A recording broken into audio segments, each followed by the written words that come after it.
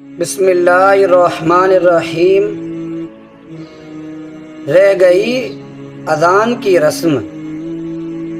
افسوس ہے کہ جس صورتحال پر حضرت فاروق اعظم رضی اللہ عنہ نے نکیر فرمائی تھی، وہی صورتحال آج ہمارے پورے معاشرے میں پیدا ہو چکی ہے۔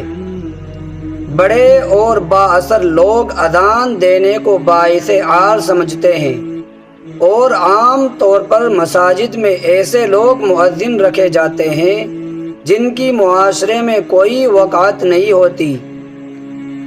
اپنے اوپر خواہ کتنی فضول خرچی کر لے، مگر مسجدوں کے لیے سستے سے سستا مؤذن ڈھونڈنے کی کوشش کی جاتی ہے، خواہ وہ کیسی ہی غلط اذان دے یا اسے مسائل اذان کا علم ہی نہ ہو۔ ہونا تو یہ چاہیے کہ اذان ایسی پرکشش ہو کہ سوئے ہوئے لوگ جاگ جائیں اور اس کی آواز سے سنسنی توڑ جائے اور بے اختیار قوم مسجد کی طرف چل پڑے، اور نہ صرف مسلمان بلکہ غیر مسلم اسے سن کر ٹھٹک کر رہ جائے۔ مگر ہمارے یہاں اذان اس طرح دی جاتی ہے کہ نہ اس میں کوئی قسم کی روحانی کشش کا شائبہ ہوتا ہے، بلکہ محض ایک رسم کی ادائیگی کے طور پر اس عمل کو انجام دے کر اطمینان کر لیا جاتا ہے۔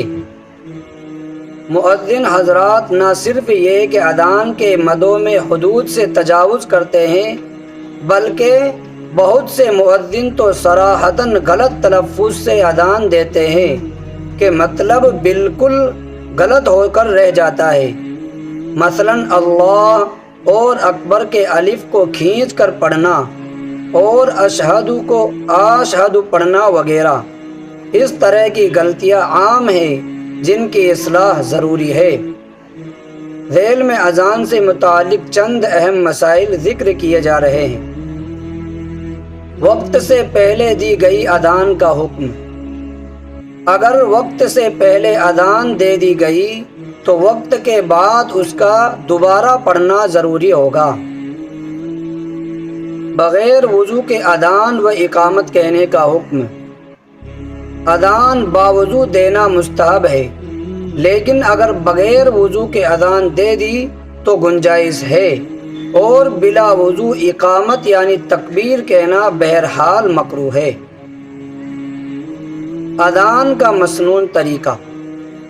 اذان کے ہر کلمے کو ایک سانس میں ادا کرنا اور ہر کلمے کے آخر میں جزم کرنا مسنون ہے۔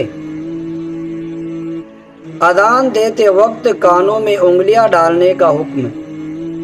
اذان دیتے وقت کانوں میں انگلیاں ڈالنا بھی مستحب ہے۔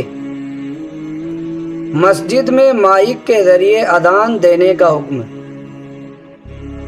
اگر اذان لاؤڈ اسپیکر کے ذریعے ہو اور مؤذن مسجد میں ہو تو اس میں کوئی کراہت نہیں، کیونکہ مسجد سے باہر اذان دینے کا حکم اس لیے ہے تاکہ باہر والوں کو آواز پہنچ جائے، اور یہ مقصد لاؤڈ اسپیکر سے حاصل ہو گیا ہے۔